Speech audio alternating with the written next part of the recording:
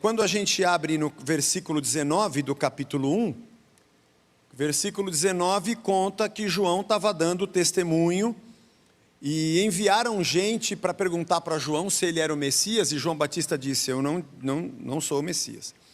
No outro dia, versículo 29, diz que no dia seguinte, ou seja, num segundo dia, Jesus vai até João Batista e João fala: eis aí o Cordeiro de Deus. No verso 35, diz: no dia seguinte, ele estava outra vez na companhia dos discípulos e viu Jesus passar e disse: eis o Cordeiro de Deus.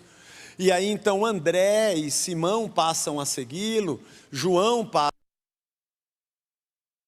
É um terceiro dia diferente.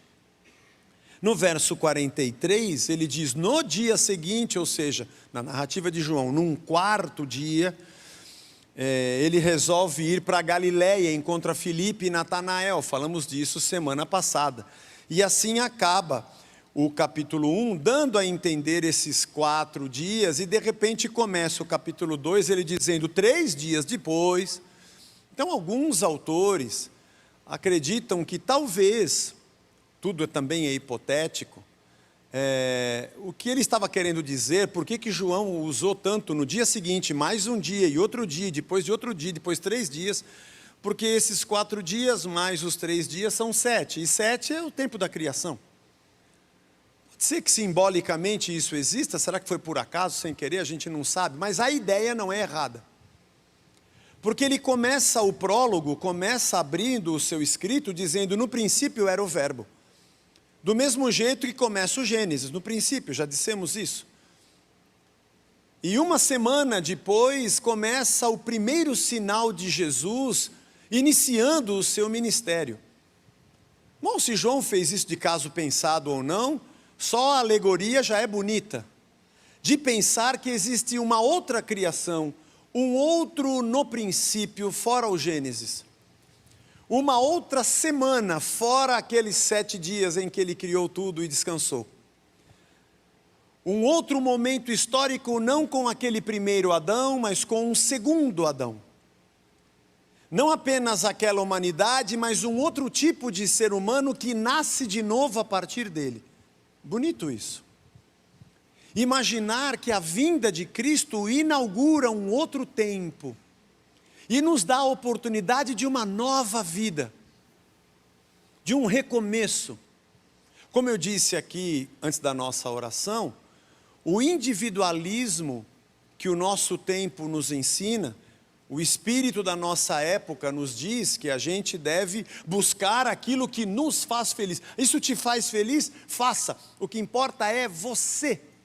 Essa individualização das fontes do prazer como algo que só existe para mim e só é validado para mim, desfaz todo o laço comunitário. Nós perdemos sempre o sentido do que é o outro e do que somos nós. E nós apenas entendemos quem sou eu. O que Deus tem para mim, qual é o meu propósito, qual é o meu chamado, aonde Deus quer colocar a minha vocação, o que Ele vai fazer da minha vida, se Ele vai atender o meu pedido. E nós perdemos a noção de que nós somos um povo, nós somos um corpo, debaixo de um mesmo cabeça. E que a nossa fé se desenvolve comunitariamente. Quando oramos uns pelos outros, edificamos uns aos outros, enchei-vos do Espírito, falando uns aos outros, orai uns pelos outros, repartir as cargas uns dos outros. E nós transformamos a nossa fé numa busca individual pelo meu prazer. E não estou dizendo que não seja legítimo que você, no meio das tuas guerras, busque a Deus. Claro que sim. Mas não se esqueça que Jesus dá início a uma nova humanidade, a um novo povo. Mais adiante ele vai dizer, nós vamos chegar lá, que ele vai destruir o templo e reconstruir em 3 dias, e ele falava sobre o seu corpo. E aquilo que o templo representava para o povo judeu, agora, corpo de Cristo representa para a sua igreja. o seu povo. O texto também diz que ele foi convidado para um casamento. Estava lá Maria e os seus discípulos. Aqui vem todos os entendimentos sobre a história. As festas duravam bastante, até 7 dias. E o noivo era responsável por tudo. Grana, festa, né? A falta de alguma coisa era vexatório, era vergonhoso. Por isso a preocupação quando acaba o vinho. Mas tem um detalhe aqui. Diz o texto que Maria tinha sido convidada, e Jesus e também os seus discípulos. Então é uma hipótese bem grande, bem provável, de que Maria não só conhecesse os noivos e a família, mas que fosse parte da família, parentes. Porque é convidada ela, o seu filho e os amigos do filho. Quando alguém casa, é uma das coisas mais difíceis. Eu lembro quando eu casei e vejo isso nos jovens que casam hoje. O preço da festa, o preço do buffet e a luta de fazer a lista dos convidados. Porque você tem muitos amigos, muitas pessoas, muita gente. Para quem ainda tem uma comunidade, uma igreja, tantos amigos na igreja, tantos parentes. Mas o bolso é um só. É uma festa para 80, para 70, para 100. E você tem que ficar... Quem fica, quem sai, bem me quer, mal me quer, né? É difícil. Agora, ainda mais assim, eu queria convidar Zé, você, a Blanche, seus filhos para o casamento do meu filho. Ah, legal, aí vem aquela pergunta que não quer calar. Meu filho pode levar a namorada? Minha filha pode levar o namorado? Tipo assim, quem te convida pensa, olha para a lista, a conta, o cifrão, cada pessoa é por cabeça que paga. Por menos que a gente não tenha cabeça, a gente paga por cabeça. Aquele é um cabeça oca, não importa, vai pagar porque vai comer. Não é o que ele pensa, mas é o que ele consome. É complicado, e você convidar o Jesus, atrás dos discípulos também. Não sabemos se já eram 12, até aqui pelo menos 6 já tinham sido chamados. Mas mesmo assim é provável, e aliás é provável que ela fosse parte da família, porque talvez Maria fosse alguém que ajudasse na organização da festa. Isso também é bem provável.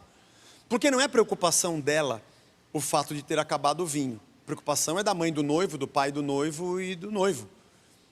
Não é preocupação de uma convidada. Então acredita-se que talvez Maria e Jesus fossem meio que parentes daquelas pessoas e ela ajudava ali. Tem também aquilo, mas ela vai pedir para Jesus fazer um milagre. E ela não pediu para Jesus fazer um milagre. Você percebeu que José já não está aqui. Aliás, João nem narra que José casou com Maria. Mas a verdade é que nesse ponto, Maria, o seu filho e os discípulos estavam na festa. Provavelmente José já havia falecido. E o fato de José já ter falecido torna Jesus o filho mais velho, o carpinteiro da casa.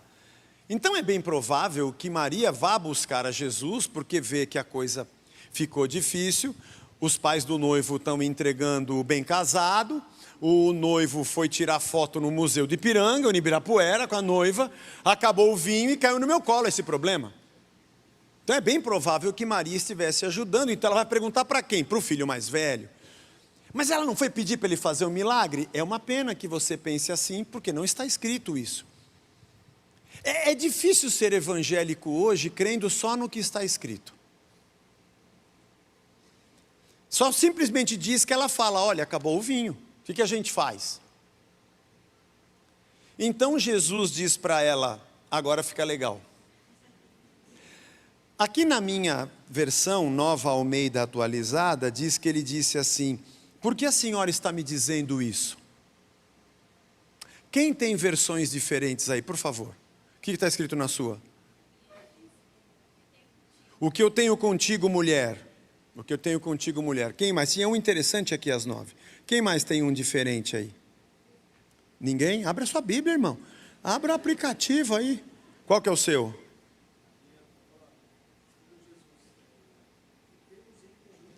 O que temos em comum, mulher? O que temos em comum? Quem mais? Ah lá, o irmão lá. Lê alto, forte, retumbante. E isso é da nossa conta, mano? Isso é bom, hein? Eu não tinha visto. Que versão que é essa? É a versão revista desatualizada lá do Moinho Velho, onde eu moro. Ah, mas a sua é uma paráfrase, né? A Bíblia Mensagem não é uma tradução ao pé da letra, é uma paráfrase. Mas tá bom, interessante. O Jenny Peterson carcou a mão na Maria aí.